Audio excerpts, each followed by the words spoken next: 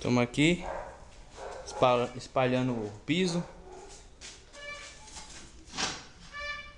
Tá aqui os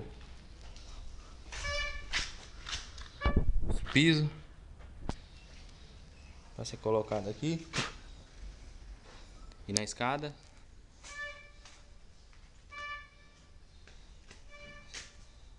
Cada um revestir.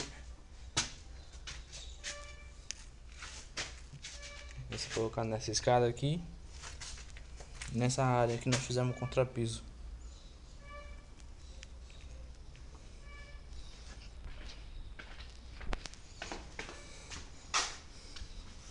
Próxima etapa é espalhar os pisos de forma que não atrapalha.